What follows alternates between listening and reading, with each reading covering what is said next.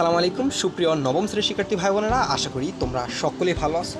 তোমাদের জীবন জীবিকা সাবজেক্টটির কীরকম প্রশ্ন আসতে পারে পরীক্ষায়, সেই নমুনা প্রশ্ন নিয়ে আজকের এই ক্লাসটি সাজানো। প্রিয় শিক্ষিতরা, তোমরা এখানে একটি নমুনা প্রশ্ন দেখতে পাচ্ছ।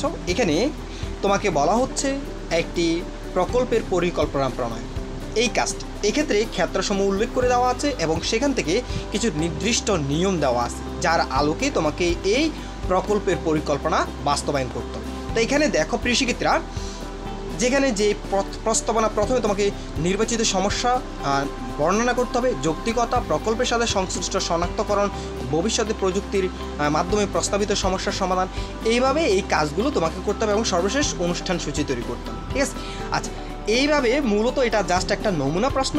তোমরা এই যে এখানে কাজটা হচ্ছে একটি প্রকল্পের পরিকল্পনা প্রণয়ন। ঠিক আছে? তো এটার অ্যান্সারটা কীরকম হতে পারে আমি সেটিও তোমাদেরকে দেখিয়ে দিয়েছি, তাহলে তোমরা আরও ক্লিয়ারলি বুঝতে পারবা। প্রিয় শিক্ষার্থীরা, তোমাদের সবার প্রতি একটা রিকোয়েস্ট থাকবে, তোমরা যারা আনন্দ স্টাডি ভিডিও এই চ্যানেলটি এখন পর্যন্ত সাবস্ক্রাইব করোনি, প্লিজ সাবস্ক্রাইব করে দিও। আর যারা করছো তাদেরকে অসংখ্য ধন্যবাদ। ভিডিওটি অবশ্যই একটা লাইক করে দিও। এখানে সমস্যার সমাধান অনুসন্ধান করতে হবে। প্রথম ধাপ, যে সমস্যাগুলো চিহ্নিত করা হবে সেগুলো থেকে একটি গুরুত্বপূর্ণ সমস্যা সমাধানের জন্য নির্বাচন করতে হবে। উক্ত সমস্যা সমাধানের বিভিন্ন উপায় খুঁজে বের করতে হবে। একাধিক বিকল্প সমাধান থেকে সর্বোত্তম বিকল্পটি বেছে নিতে হবে। এরপর আসি দ্বিতীয় ধাপ, আমাদের প্রচলিত সমস্যা বিশ্লেষণ ও কার্যকর সমাধান আবিষ্কার করতে হবে। এখানে আমরা এই পয়েন্টে লিখতে হবে, বর্তমান সমস্যাটি প্রচলিত কোনো সমাধান যদি থাকে তা আলোচনার মাধ্যমে বের করার পর অন্য সমাধানগুলো বিশ্লেষণ করতে হবে। এরপর সমস্যাটি উল্লেখ্য সমাধানগুলোর মধ্যে কার্যকর সমাধান খুঁজে বের করতে হবে। কার্যক্রম সমাধান খুঁজে পেলে দলগত আলোচনার মাধ্যমে উদ্ভাবনী শক্তি ও সৃজনশীলতাকে কাজে লাগাতে হবে। প্রিয় শিক্ষার্থীরা, এরপরে দেখো সমস্যা সমাধানে দলগত উদ্যোগ। একটি কার্যক্রম পরিকল্পনা থেকে বাস্তবায়ন পর্যন্ত সম্পূর্ণ করতে প্রয়োজনীয় একটি শক্তিশালী দল। একক কাজ করলে অনেক ক্ষেত্রে পরিকল্পনা বাস্তবায়ন করা কঠিন হয়ে পড়ে, তাই দলের জন্য উপযুক্ত সদস্য নির্বাচন করা খুবই জরুরি। কোনো একটি সমস্যা উদ্ভাবনী সমাধান করতে হলে দলের সবাইকে সমাধানের জন্য ঐক্যমত পোষণ করতে হবে। এটা হচ্ছে তৃতীয় ধাপে আমরা যখন সমস্যার সমাধানে দলগত উদ্যোগ গ্রহণ করব। এরপর উদ্যোগ যখন গ্রহণ করব, তারপরে ওই সমস্যাটি বাস্তবায়নে আমাদেরকে পরিকল্পনা গ্রহণ করতে হবে এবং সেই পরিকল্পনার জন্য আমরা সমস্যাটিকে অবশ্যই উদ্ভাবনী সমাধান হিসেবে তৈরি করছি। তারপর সেগুলোকে আমরা একটা ডায়াগ্রাম বা ফ্লোচার্ট হিসেবে উল্লেখ করা যেতে পারে, যে পরিকল্পনা তুমি কীভাবে তৈরি করবা সেটা। এরপর উদ্ভাবনী উদ্যোগের ফলে সাধারণ মানুষ, সমস্যার ভুক্তভোগীরা কী কী সুবিধা পাবে, এরপর সমাধানের ফলে কী কী প্রভাব হতে পারে, কী পরিবর্তন আনবে। তালিকা অনুযায়ী দলের কোনো সদস্য কাজটি করার জন্য দায়িত্ব নিবে তা নির্ধারণ করে নিতে হবে। অর্থাৎ তোমার যে পরিকল্পনার অংশ সেই পরিকল্পনাগুলো এখানে উল্লেখ করতে হবে। দায়িত্ব ভাগ করে নেওয়ার পর সেই কাজটি সম্পূর্ণ করতে একটি নির্দিষ্ট সময়সীমা, প্রতিটি কাজের জন্য প্রয়োজনীয় অর্থ বা উপকরণ নির্ধারণ করতে হবে। দায়িত্ব বুঝে নিয়ে বাস্তব কার্যক্রম শুরু করতে হবে। প্রতি সপ্তাহে তার অগ্রগতি রিপোর্ট নিয়ে আলোচনা করতে হবে। কাজটির প্রতি সবাইকে মনোযোগ ও দায়িত্বশীল প্রদর্শন করতে হবে। এবার কেউ দায়িত্ব নিয়ে অবহেলা করলে তার কারণে পুরো দলের কাজ পিছিয়ে যেতে পারে। সর্বক্ষেত্রে সকলে ঐক্যমত এবং সক্রিয় অংশগ্রহণ থাকতে হবে। এই যে এই কাজটির পরিকল্পনা, উদ্যোগ যখন করছো তখন সেটার বাস্তব পরিকল্পনা।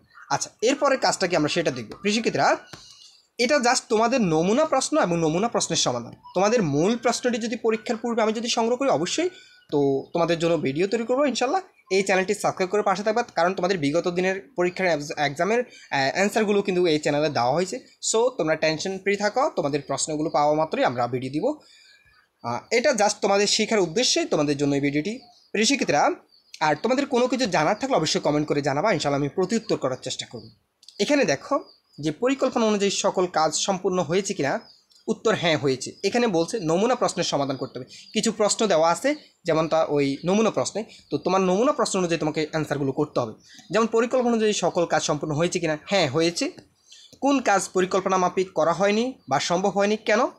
উত্তর না, সমস্যা হয়নি, পরিকল্পনা অনুযায়ী সকল কাজ যথাযথভাবে সম্পূর্ণ হয়েছে। এরপর প্রশ্ন, দলের সবাই নিজের উপর অর্পিত দায়িত্ব যথাযথভাবে পালন করতে পারছে কিনা। উত্তর, দলের সবাই নিজের উপর অর্পিত দায়িত্ব যথাযথভাবে পালন করতে পেরেছে। দলের কোনো সদস্য দায়িত্ব পালনে কি বিশেষ কোনো সহায়তা প্রয়োজন কিনা, হ্যাঁ না প্রয়োজন হয়নি। এরপর কোন ধাপে কাজ অসম্পূর্ণ থাকলে তার কারণ কী এবং কিভাবে তা সম্পূর্ণ করা যেতে পারে। সামাজিক সমস্যাটি সমাধানে আমাদের সব ধাপেই কাজেই ভালোভাবে সম্পন্ন হয়েছিল। তুমি যে একটা পরিকল্পনা বাস্তবায়নের জন্য কী কাজগুলো করতে হয়েছে, সেই কাজে তোমার কী কী সমস্যা হয়েছে, সেই সম্পর্কিত প্রশ্নগুলো অ্যান্সার করতে হবে, ঠিক আছে। এরপর সামাজিক উদ্যোগটি সম্পর্কে সুবিধাভোগী বা অংশীদারদের মতামত কী ছিল?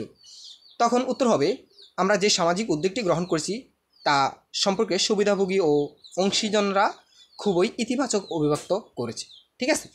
এইভাবে তুমি জাস্ট তোমার অ্যান্সারগুলো প্রদর্শন করবা, ঠিক আছে। প্রিয় শিক্ষার্থীরা, এই ছিল তোমাদের জাস্ট নমুনা প্রশ্ন। সেটা ছিল কি, একটি পরিকল্পনা বাস্তবায়ন সম্পর্কিত একটি প্রস্তাবনা নিয়ে এই নমুনা প্রশ্নটি। প্রিয় শিক্ষার্থীরা, তোমাদের কাছে ভিডিওটি কেমন লাগলো অবশ্যই কমেন্ট করে জানাবা। আর তোমাদের কিছু জানার থাকলে অবশ্যই কমেন্ট করবা।